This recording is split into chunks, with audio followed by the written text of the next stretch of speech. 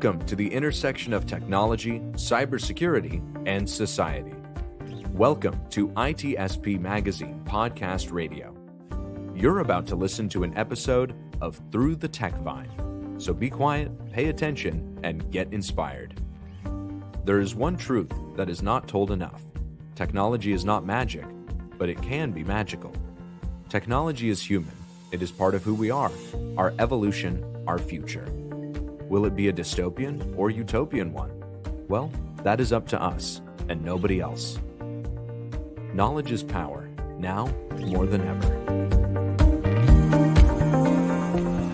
Blue Lava is the first business platform for CISOs to manage their security program. Blue Lava guides security leaders to effectively measure, optimize, and communicate their security program with confidence and ease in one platform. Learn more at bluelava.net.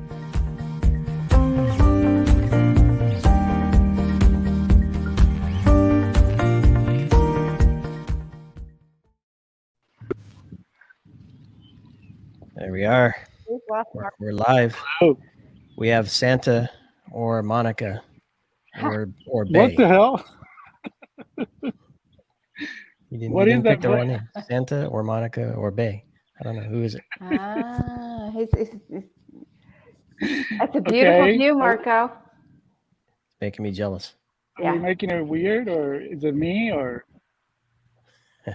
Well, you're weird, of course. But... You're invisible today. But you had we lost him. All right. So he tried to turn the camera and he lost the camera. Oh, all right. Look at that. He'll be back. So for those who are... We got Vlad, so we got a special guest here. We do have Vlad. I saw that. I like Vlad when Vlad shows up. Yeah, he's a great contributor. He is. He's got a lot of opinions. That's right. And voices them regularly. They're mostly feed me, but yeah. He's very vocal about them. Let me out, let me in. Or you probably... Does Vlad use the tapping thing as well? No, he doesn't. But there is one cat I follow on Instagram that uses the buttons a lot, Billy, and she seems to get mad a lot, which is I would have expected that might be a button a cat would hit a lot, but it turns out it is. They get mad. And when she's done being mad, she hits the all done button to signify she's finished being mad, which is nice. Well, I don't know where Marco is, but I know where he is, but I don't know why he's not showing up here. So for those who are wondering, Marco's not in the office. He escaped for a couple hours. He's in Malibu, very near to where I used to reside, and I'd spend quite a bit of time at the park down by the beach there. So he's making me a little jealous, so you can't see it right now. The same park where Marco is, you would hang out there? I would, yeah. Nice. It's a baseball park, so I wouldn't actually probably spend much time in there, but across the road is where Pepperdine is, where I would do some of as an adjunct professor, I'd do some of my courses on security analytics. So I'd look down on the park from up at Pepperdine. Very cool. Yeah. And did you and Marco ever meet there when you lived out there? Not at the park. Spot? No. Okay. We would. Yeah, I'm surprised he's there. He waited for me to leave before he goes to that park. That's what I'm thinking. As soon, well, I mean, it could be connected. I'm sure it is. And we will not know because he's not with us. So we'll just have to presume that that's the case. So here we are. We're on the TechVine, and for those listening, who have listened know that we bring we bring the wild and crazy bunch today. We bring tech news and explore hopefully the positive impact that the technology can have on our lives. And of course, we always take a moment to see if there are any other sides to the equation that need exploration. So I don't know. Marco always kicks it off with some what's going on, music or movies or something like that. I don't know anything, Diana. That's true. So I gotta say, we got caught up in Gilded Age. We were big fans of Downton Abbey, but we saw all the ads for Gilded Age and we're like, it looks stuffy and who wants to watch it? And my friend Lisa Lee saw the first episode and she's like, you got to watch it. So we watched the first episode, totally hooked. We got like right in. It's not stuffy. It's good old Julian Fellowes melodrama. And there's a plot they just had with shorting stocks, and which apparently like what insider trading was not a problem back in the 1880s, 1890s in the US. That it wasn't illegal yet. I don't think that they passed a lot of the SEC rules until after the Depression. So there's all this wheeling and dealing where this guy wants to build a railroad station, which I think is going to be Penn Station. And he basically tells the folks that need to vote it into law that it would be acceptable. He's like, my stock's going to go up if you vote this into law. So go ahead and buy a bunch of my stock. Jeez. Yeah. Nice. That always works. Now, is that, I can't remember, is it the same people that produce this that do or did Downton Abbey? So it has some of that same kind of style and feel and tone to it. Yeah, absolutely. That same, because Julian Fellowes was the showrunner and creator of Downton Abbey, and he tells a good story. So it's got that very melodramatic, a lot of who's doing what to who. There's an upstairs downstairs aspect to it, and also, I mean, the sets are just absolutely incredible. The Nouveau Riche family is in Stanford White of the McKim White architecture firm building. They did I'm from Boston, and they did the McKim building in the Boston Public Library, which is just absolutely gorgeous. And the house that Julian Fellowes has these rich Nouveau Riche robber barons in is that style. So, and the interiors are just off the charts. You keep sitting there looking at, trying to imagine living there. The outfits are amazing. So, and just the feel of New York City, supposedly in 1880, it's really just lush. It's lush to look at, the way that Downton Abbey was. Nice. Yeah, I think I saw an ad for it, and it piqued my interest. So I'll definitely have to check it out, especially with the good reviews. Well, have you looked at any of the Olympic stuff? I don't know if any of that excites you or not. Not been following the Olympics this time. How about you? I've not been following it. I think I've caught a few things just by browsing. I've seen a few events. Nothing real exciting. I caught some of the downhill, and I don't know all the different versions of the downhill skiing.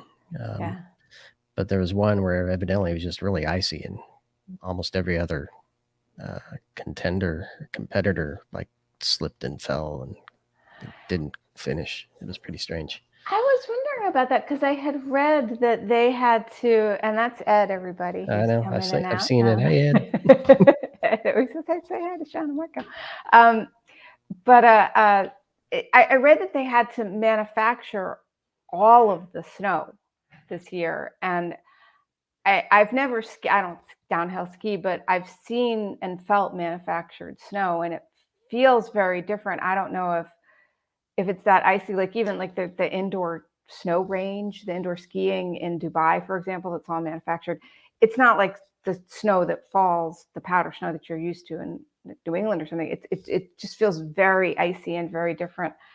I don't know. Do you know if the snow that they're manufacturing, is it more like natural snow because it's outside, or is it more like that indoor manufactured snow? So I actually have not limited, but some experience with the snow making. Because I actually, I'll say, traded IT services for ski passes at a resort near my place in California, and it was about the snow making machines. So they would draw water from the lake into a pump that fed all the machines, and so my connection there was I had to actually help them troubleshoot the map printing of the mountain, where all the machines were and the pumps were and the lines were, and that way they would send these huge giant maps of printouts to the maintenance crew. So they'd go and connect them and move them around where they needed to be, and they'd use these maps. So anyway, my understanding is that you can't just make snow to make snow. The conditions have to be right as well for it to be really good. And you'd think I thought naturally you'd want it close to raining or close to snowing anyway, but you actually want it very dry, very arid. Yeah. And so I don't know if it's, and I've skied a ton on it because obviously I did a bunch of work at the resort skiing as well. Your paid for it, That's right. My return on investment was skiing, but yeah, it felt good. But I noticed, but again, it's the environment too. Southern California, it gets sunny during the day, and even if it's not hot, it gets that nice little glassy edge on top of it, even if it doesn't completely melt into a block of ice. But so I didn't look into it, but it was weird looking at the scene of that because the whole mountainside is like dark brown, and then just tons of snow where they're doing the thing. But then there were there were some spots that actually had snow on the mountains, and you're like, why would they make snow over there unless it's just for visual aesthetics? Or wasn't part of the competition zone. It was kind of outside of it, it seemed. So was it higher up? Maybe it was at a higher altitude, so it was natural. I thought of that as well, but up above it, there was like a layer at one level, and then above it was not covered. Yeah. So maybe it was just blow by snow. Yeah. Aesthetics. So it's in the shot. Yeah. And it could be blow, because we didn't realize I didn't realize till we moved to the coast that if the snow's light enough, when you live on the coast, it actually blows like sand. So we get sort of snow dunes, like sand dunes around the house in the right conditions. So maybe it just blew. Different conditions. I know we had 2 decent storms here on the east, and one stuck like crazy to the trees, and the other one didn't. Yeah. So just powdered off. Are you back, Marco? Speaking of aesthetics, good or bad? Your choice. I am back. I hope you can hear me. Yes. It's really funny talking about technology. You know how everything was working and I was on my iPad before we went live, and then moment we went live, I was hearing this voice, like, you know, when you play like a 45 at 33 vinyl that is all like slow and down, and I thought for a moment that Sean was just making a joke on us, like doing a prank. And then I realized that everything was normal except for me. So actually I pull out the computer and I pull a tethering here. So now I'm back to normal, but no idea what you're talking about. I love it. I feel completely at home for the first time. I actually have a reason for not knowing what you're talking about. But I love snow. But today, actually, I'm not. Not much snow outside. behind you there. I'm gonna give you a look of where I am. I think where Sean is very familiar. Yes. You can see Catalina Island in the distance there. I've made that kind of gives away where I am. Made that trek many times. So, Marco, we were talking about and there is Pepperdine in the back. That's right. Yeah, where Sean used to teach. There's a professor. Exactly. Yeah, exactly. So you're talking about snow. Olympics. We're talking about Olympics and the fact they had to make the snow. Yeah. Which, Marco, you've skied on have you? Human-made snow in Big Bear. Yep. Oh yeah. I have. The last time I skied was with you and another friend of ours, and since then I haven't, and I think it could be easily 10, 11 years since when that happened. So yeah, I miss it for sure. Wow. Yeah. Are you a skier, Diana? I am a cross-country skier. I had the good fortune of a colleague of my father's was Norwegian. You know, he's a professor in Norway, and he had come over to the U.S. to do some work at MIT Lincoln Labs. And when I was like 9 years old, I think he taught me to cross country ski. So I learned from a true like expert in cross country skiing. But that's it. I can cross country. I can do those little itty bitty hills that you get into sometimes when you're cross country skiing. But I am not. I've never downhilled. I'm not a snowboarder. Not a downhill skier. None of that. How about Vlad? But that's a great. But what? Vlad, is Vlad ski? Vlad? He's all about the heat. Right. He would like to be with Marco and the sun. He very carefully decides where he's going to be during the day. The reason he's behind me now is that the sun's hitting that part of the chair. So that's his, but he moves about the house seeking out the sun through the day. Nice. The hotter the better. And his fur is black, so he just becomes like a heater. He absorbs it all. Heat magnet. Yeah. If he lays in the sun for a minute, it would be like you touch it and it would be super hot. Yeah, you can get a little bit of it. And he's got really interesting fur because I've had all black cats before, and they're actually kind of like dark cherry. You see them in the sun, and it's just this really, really deep dark red. But in sunlight, he's actually pretty pure black, but he's striped. He's like a tiger, but it's like one shade of black and another shade of black. And you can only see it in full sun, but he's got tiger stripes. It's it's beautiful though. Nice. But yeah. Very cool. Very cool. Now you make I don't know me. if you can capture that in a photo or not. I know. I've tried. All right. Shall we quit rambling about? Okay. I mean, the cat's cool, but my stupid Olympic stuff. No. Let's talk about some cool tech news, Diana. Okay. In tradition, what's going on? Okay, so I thought that this was really interesting. It came out of an article that I found in the New York Times that the headline was maybe there's a use for cryptocurrency after all. And I thought, that's interesting. What are they talking about? And it turns out it's about a company that was trying to make something called they were seeing it as the People's Network, which made me think look, he's got your picture up there. When it made me think about the Silicon Valley team, that TV show on HBO where they were trying to do, after they tried to do the middle out encryption, they were trying to create a completely decentralized distributed internet, and everybody would be a little piece of the internet. And that's what this company Helium is trying to do still, is that they're trying to create the People's Network, or as the great Rick Mail was, the People's Poet.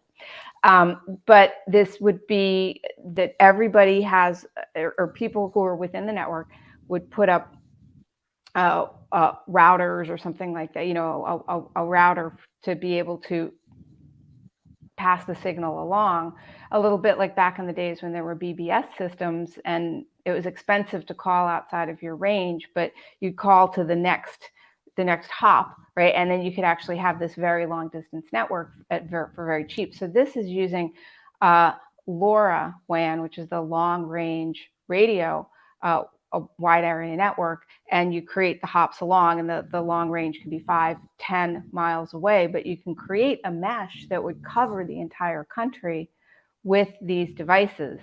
And this company tried to get everybody to get in on board and say like, hey, look, we're all going to create the People's Network, and won't this be absolutely wonderful?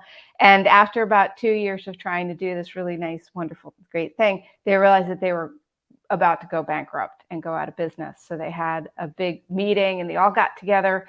And apparently, as the story goes, after much festive single malt drinking or worried single malt drinking, an engineer said, well, what if we had cryptocurrency involved with this?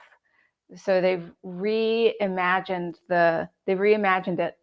And now it's the same concept. It's still the People's Network. It's still, for now, it's the long range. And if you're wondering what hooks up to long range, it's not our phones or our laptops. Long range are the true IoT devices. And by true IoT, I mean things like a sensor that you would put in a refrigeration unit for a large retailer to see whether or not the meat that's being shipped in that truck is kept at the right temperature, or a tiny sensor that you'd put behind a very expensive piece of artwork to identify if that artwork has been moved or touched or is actually being stolen. So those kinds of very small humidity sensors, So these very small sensor type things in IoT are what's on the LoRaWAN, or a dog collar. If you want to track your dog, if it gets lost, that would probably be another device that, rather than going on Wi-Fi or standard internet, they go on the LoRaWAN. So they have. I'm sorry, Diana. Yeah. Laura, you said it, and I didn't catch it. Is it long range or low power or both? It's actually both. Okay. So it's long range. That's the LoRa, but it's also part of a protocol that's about low power. Exactly. You're exactly right, Sean. Yeah, so I'm running all these little sensors probably don't have much in terms of power. Yeah, exactly. So how are we going to bring this all together, have it be controlled by the people rather than controlled by, a big corporation or whatever?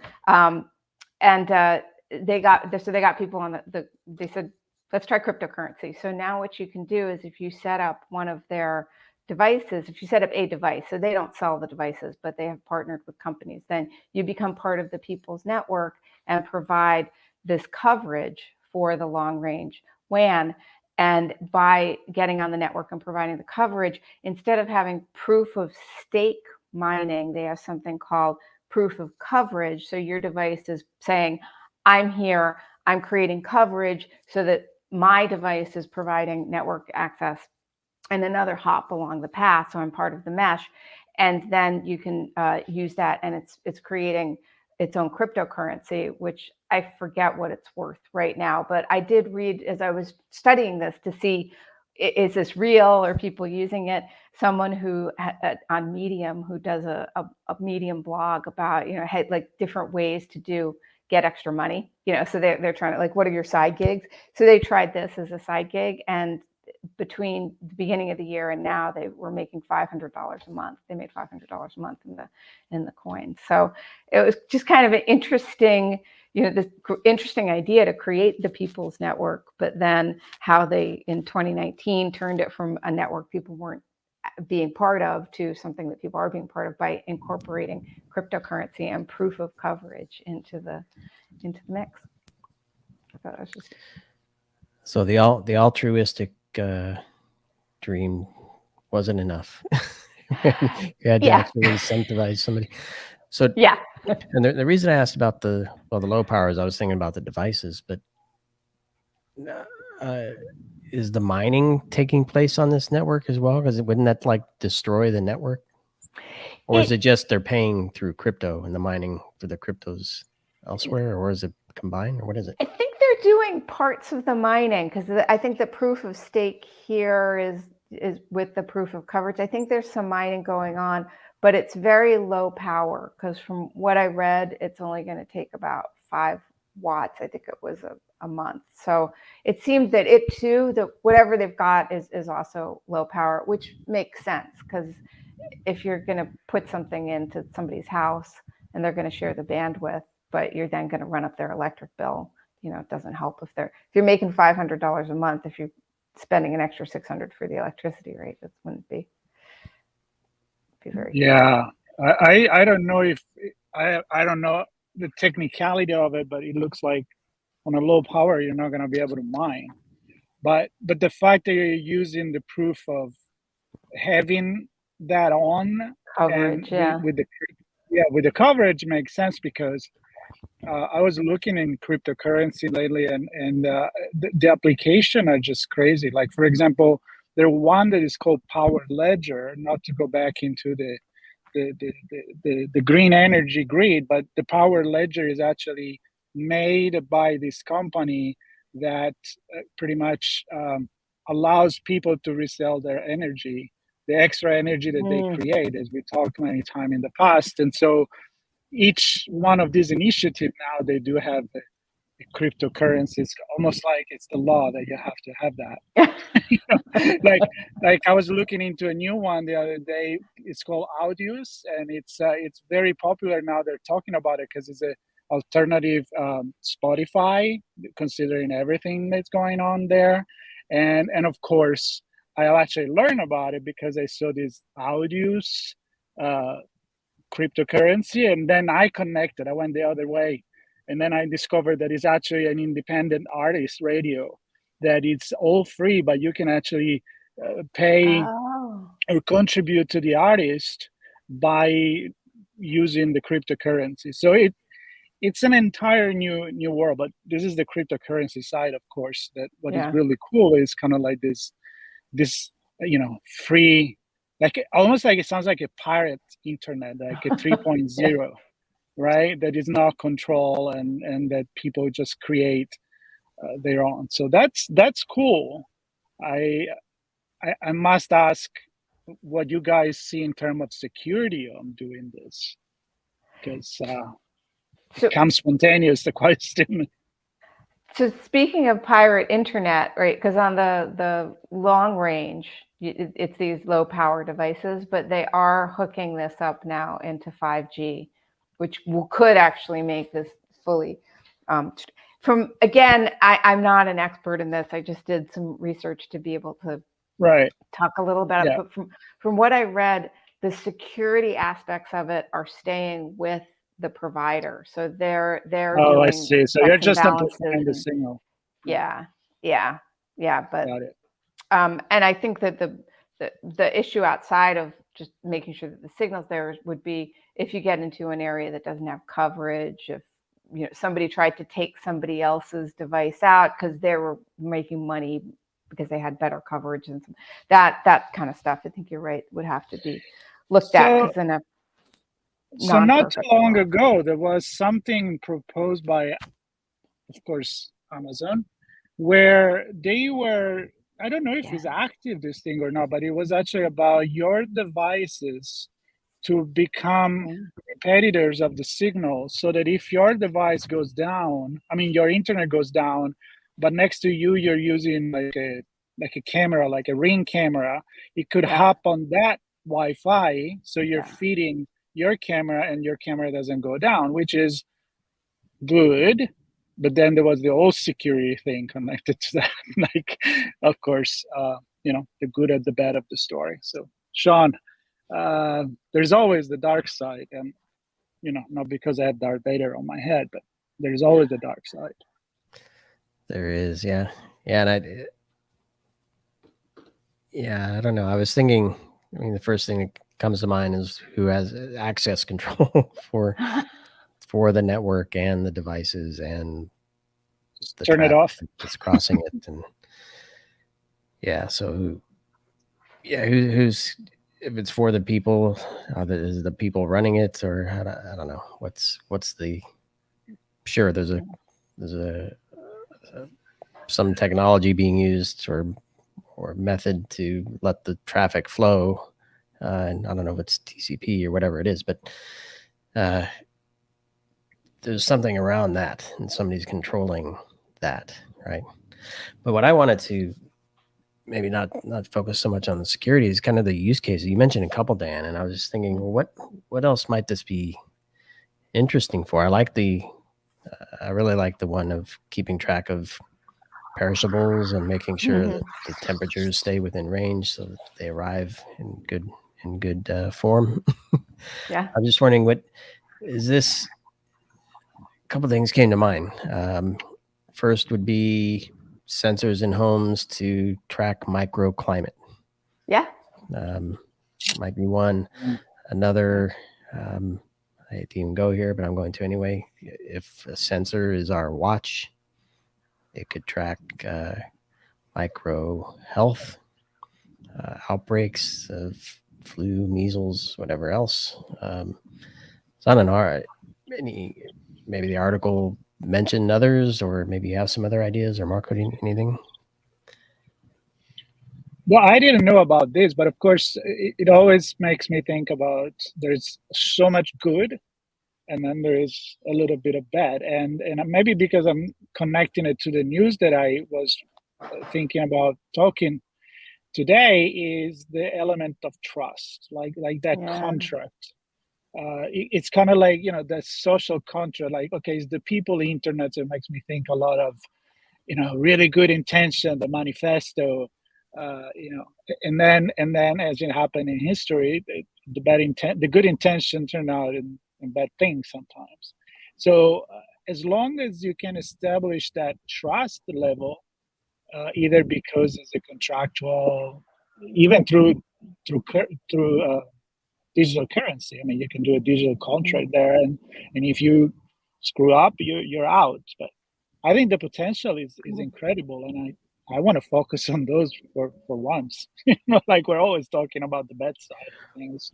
That's an interesting thing. So you said digital contracts or crypto contracts, but you use it in the context of currency. I'm just wondering that there's a whole thing there of having some contract that can be enforced. So if you're within the guidelines, you can stay on the network and continue to quote unquote participate and maybe even earn.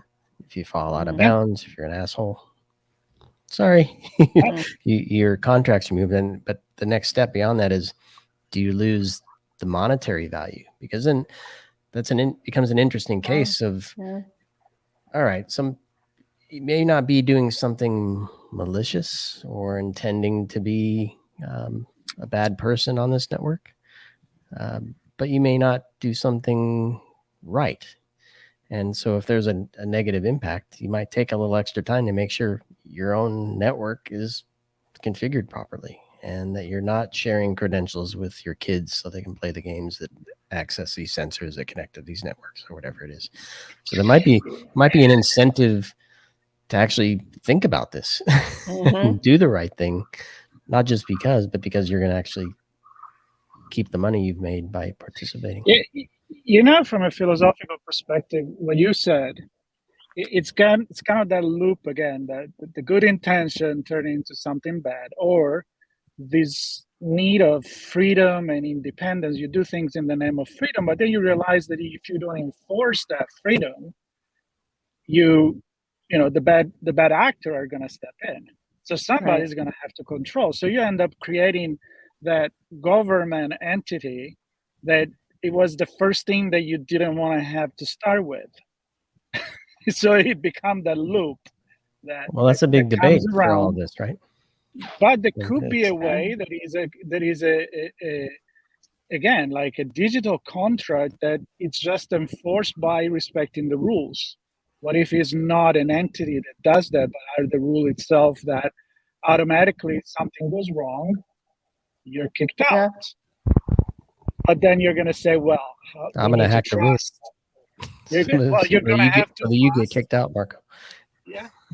You're going to have to trust that. And it's getting windy here, so I hope you're not getting that in the microphone. But I'm going to throw this and connect them quickly with the news that I was bringing. Yeah, bring your news. Yeah, it's exactly this. So it's an entire. Wow, it's getting windy.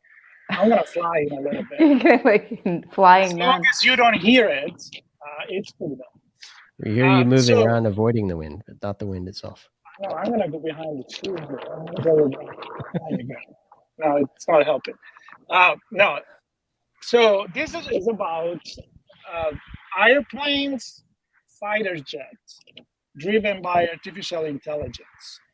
And it's a DARPA project that they've been experimenting to the point that now artificial intelligence can dogfight. Not just flying an airplane, dogfighting, which is, the Top Gun stuff that we see, where the rule of engagements are incredibly tough. You're talking about an environment that has 3 dimensions. So it's not just driving a car left, right, and straight. It's about everything changed when you're piloting an airplane, and when you have to make split decision and 3G and fighting against another one that is as smart as you and fast as you. And so the artificial intelligence is getting there, but what they are doing is they're studying how, because they're not just going to have it completely independent and making decision because they're talking about weapons, to always have the supervision of a captain that can control, let's say, a group, a storm of drones, real size airplane drones, and you can decide at a certain point to engage in combat or not, and so forth. And they find out that the biggest problem is not much the intelligence that is getting there and the ability to pilot, but it's gaining the trust of the people in charge of artificial intelligence. And that's why I'm bringing it here. Like, it's almost like, why are we not having cars on the street right now that are artificial intelligence driven? I think, as is proven, you can do it, but the government are not going to give it the complete okay, because we are afraid that something is going to go wrong. And I'm going to stop the news here, because it's the connection between trust and technology. And that's why I looked at to what you were saying, right? I mean, how do you create this trust between the man and the machine, where you can gain the trust in small teaspoon, and it takes one mistake and one issue to lose a bucket of trust. And then, the single accident of the self-driving car and set back years of deployment. So I love your opinion on this. Well, I mean, with the case of the self-driving car, it's not just one incident. It's more with the class of problems or failure modes that incident can be indicating. So if you've got a car that isn't seeing a stop sign properly because it's too sunny out, or because the stop sign has graffiti on it, or because somebody has put graphic image stickers on it, it may go through the stop sign because of one of those. It feels like that's one problem. Oh, that stop sign was just too sunny that day. But what it's indicating is that there's a class of failure modes that if there's enough perturbation of change in the stop sign, that the car is just not able to create the context of, oh, I see stop. And in addition to that, what some researchers have done is they've done things like they can just put stickers on a stop sign or spray graffiti on it so that the car misses it. And the impact, right, because risk is always likelihood times impact. So we know the likelihood's pretty high that there could be something that throws the computer vision off in terms of parsing that stop sign properly. But then the impact is so high, i.e. loss of life, human life, somebody walking through the road that the car was supposed to be stopping at, that when you put those two together, it may feel like, oh, we've got all this work and there was just one mistake, but it's actually it's a class of failure modes that haven't been solved for, and the impact is potentially so great, i.e. loss of life, that you step back and say, we're not as far. And I think that's with autonomous driving, is that we're not as far as we'd like to be, in large part because of all of these natural things that come in and interfere with the autonomous vehicle's ability to perform as expected. Actually, in a dogfight, it might be easier because we know we could tune it for it's a certain kind of weather or the wind patterns or something. But if you think about every car in the world driving, think of all the different, the different light situations, the graffiti that can be on it, the wear pattern of the signs itself, or the lines in the road. There's a lot that autonomous cars really have to contend with, that our world is just really not designed. And a much smarter person in this than I was asking them this exact question. Somebody who's very high up in one of the very large car companies. I said, how soon? And the response was, not for years and years, unless we redo the roads.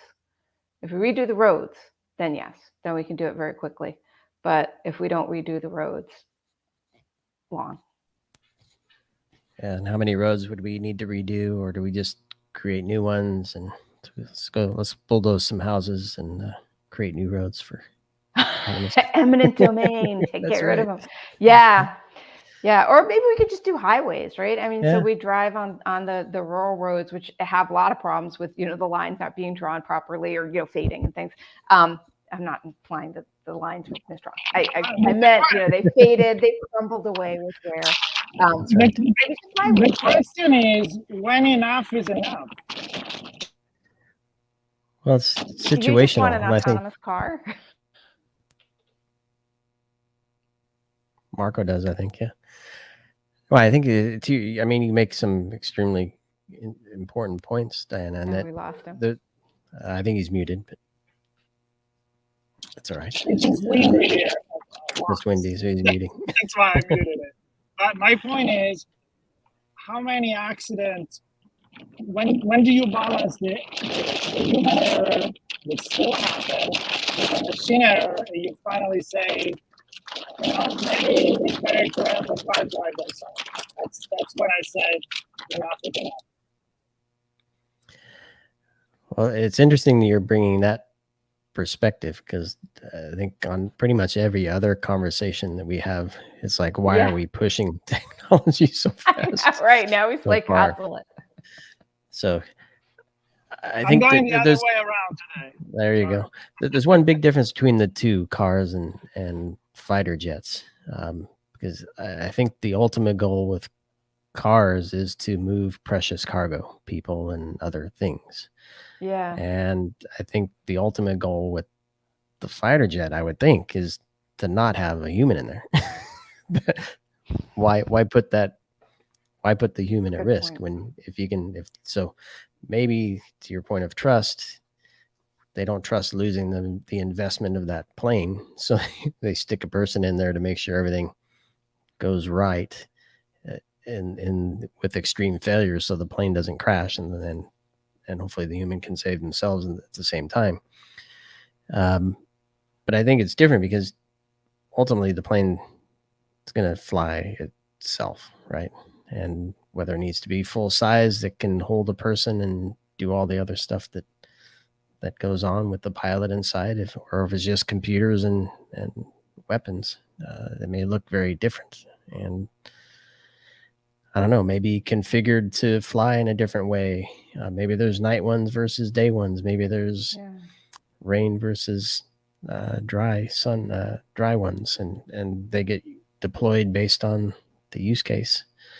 And it's not built for every situation necessarily. I think we see a lot of things purpose built now, and especially when we talk about AI, we see a lot of algorithms built for specific use cases that might be applicable to something else, but maybe not for the grand AI. Everything's under one AI world that I think we often picture. Yeah, like a big general AI Skynet right. or something. Exactly. Yeah, that's a great point. Yeah, no, the point here, and I'll talk after when the wind doesn't pick up again. I mean, more than what it is. But the thing is, there's two angles here. One is that the AI is getting so good that can dogfight. And the other one is that it has to win the trust of the people in order to be applied. And so I kind of want the other way around. I mean, on a commercial flight, there's no question that when the pilot, needs the help of the AI, landing in a really bad visual condition or in a storm or anything like that, there's no questions about it. But the level of the dogfighting is that split decision that a machine can make so much faster than a pilot, even the most experienced one, and it could make the difference between winning or losing, a jet fight. So, but still, they need to conquer the trust of those in charge, that they know what it means to fly in a plane. So that it's kind of something to think about. Well, I still have a hard time getting my head wrapped around why we would have dogfights in the first place. But anyway. All right, Grillster, what's grilling? Griller. All right. I know we're gonna cut it here in a minute. So thankfully mine's quick, and it's AI for barbecues. Ooh. I don't know if there's AI in it. Nah, what I found is lame, and I'm extremely pleased to bring this. It's for using a brand name, it's the Roomba for your barbecue. Okay. So it's the grill cleaner. Oh, so you don't have to do the scrubby. Has little wheels, and I love it. Kind of goes around. I don't know. This is one of those technologies. Do we really need it? Maybe. I don't know. I guess grills. It was timely because it was a big grilling weekend, right? For for people who can get outside and because of the grill puppy bowl. The puppy because bowl of the this puppy weekend? bowl, exactly. Yeah. Grilling hot dogs. Yeah. Veggie Exactly. dogs. Veggie dogs for the puppy bowl. That we do Exactly. that. Yeah. So, yeah, I guess the technology is not new, but it's the application of it. And yeah, I didn't expect us to spend a lot of time on this, obviously, but it was something that was interesting. So the question is it a gimmick? Does it provide value?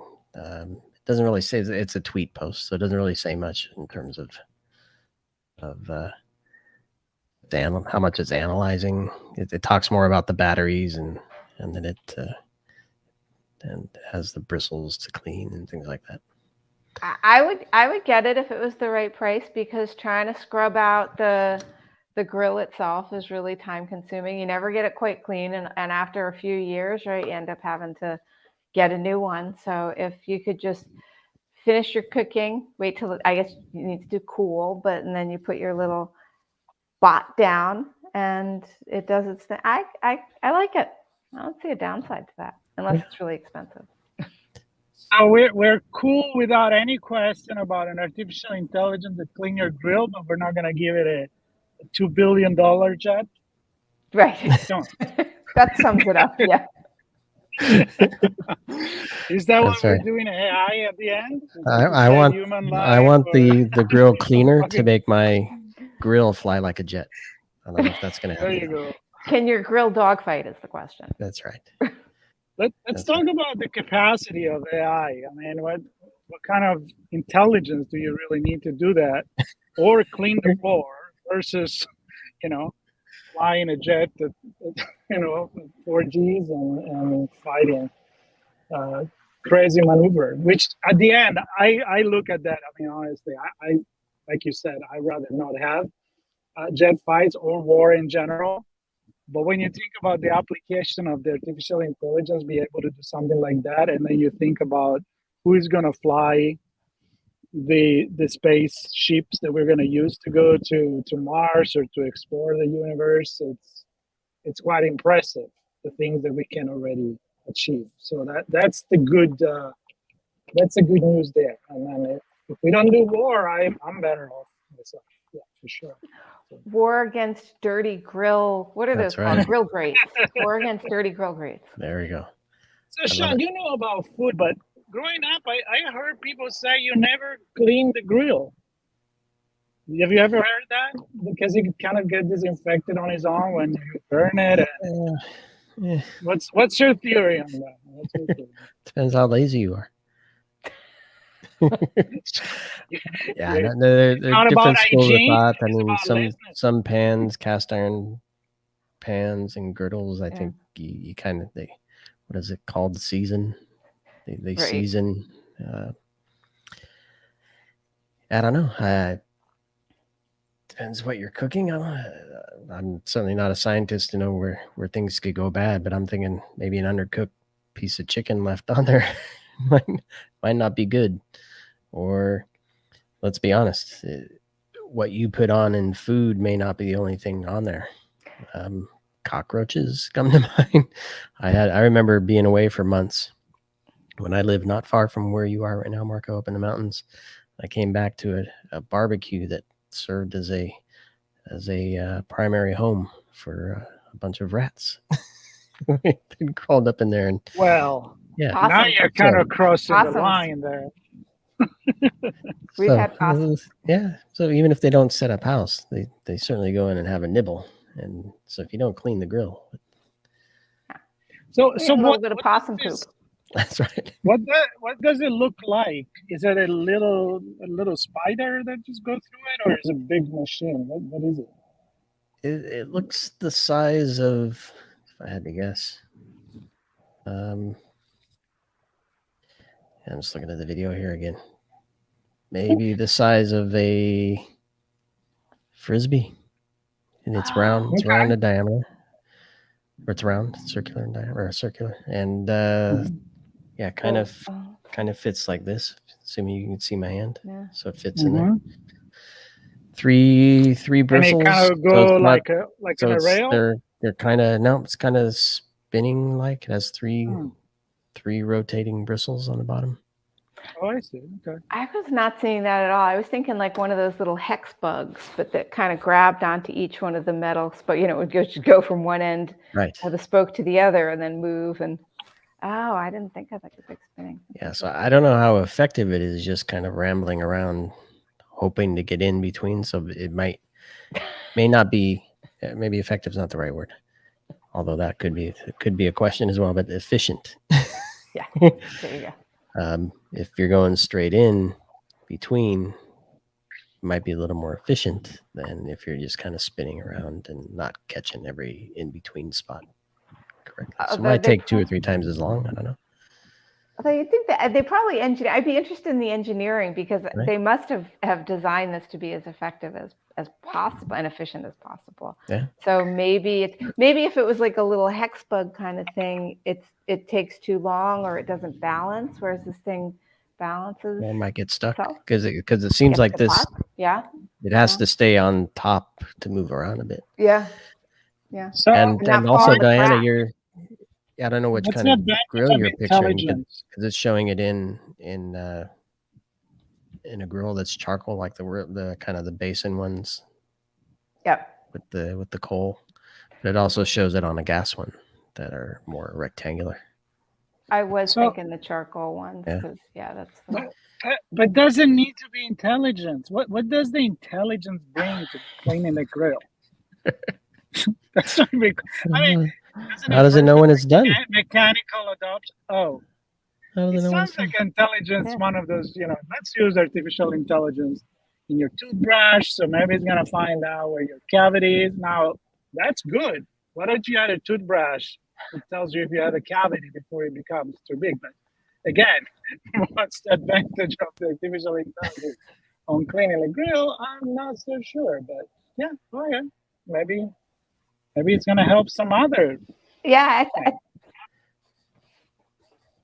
Or just when it's exactly what Sean said. How do you know when it's clean? Yeah. That's the intelligence. It's now sparkling. My work here is complete. That's right.